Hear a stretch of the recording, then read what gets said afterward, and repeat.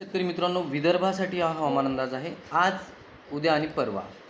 तर आजची 26 तारीख 26 जून 2024. आता उद्या आणि परवा विदर्भात आपल्याला बऱ्याच ठिकाणी चांगला पाऊस पाहायला मिळेल. म्हणजे जसं की 27 तारखेला आपल्याला बुलढाणा, अकोला, अमरावती, वाशिम या भागात आपल्याला मध्यम ते भारी स्वरूपाचा पाऊस पाहायला मिळेल.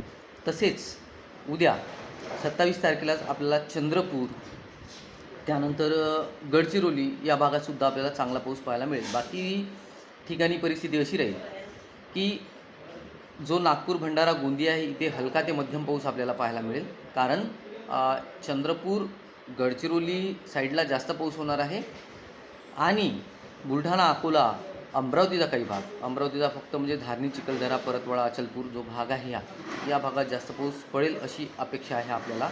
त्यानंतर 28 तारखेला विदर्भात कसा पाऊस राहील तर 28 तारखेला वाशिम, त्यानंतर यवतमाळ जिल्हा या भागात आपल्याला ठीकठाक पाऊस पाहायला मिळेल. त्यावेळेस परवाच्या दिवशी मराठवाड्यात ठीक पाऊस आपल्याला लातूर आणि नांदेड, बीडचा काही भाग, परभणी, हिंगोली या भागात थोडाफार, पण लातूरमध्ये थोडा जास्त पाऊस पाहायला मिळेल. त्यामुळे विदर्भात जे आहे फार जास्त म्हणजे आपल्याला यवतमाळ, वाशिम या भागात पाऊस परवाच्या दिवशी आपल्याला नाही दिसत आहे. पण काही भागात पाऊस होऊ शकतो. सर्वदूर ही सिस्टम बनत नाही आहे, तर त्याच्यामुळे आपल्याला बुलढाणा, अकोला, वाशिम, यवतमाळचा बराचसा भाग असा आपल्याला हलका ते मध्यम स्वरूपाचा पाऊस पाहायला मिळेल. त्यानंतर चंद्रपूर आणि गडचिरोली आपल्याला गोंदिया, भंडारा, वर्धा, नागपूर, अमरावतीचा जो पूर्व भाग आहे इथे पावसात कमतरता पाहायला मिळेल.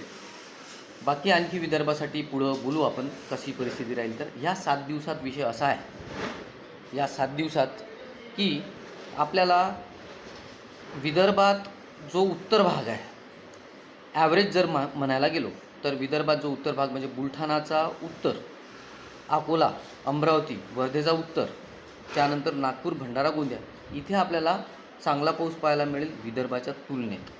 जर सरासरी 8 दिवसाचा विचार आपण करायला गेलो तर असं आपल्याला एकंदरीत सॅटेलाईट इमेज मल्टिपल व्हेरीफाय केल्यावर हे असे गणितं निघत आहे एकंदरीत. ठीक आहे, कुठे काय परिस्थिती आहे सांगा.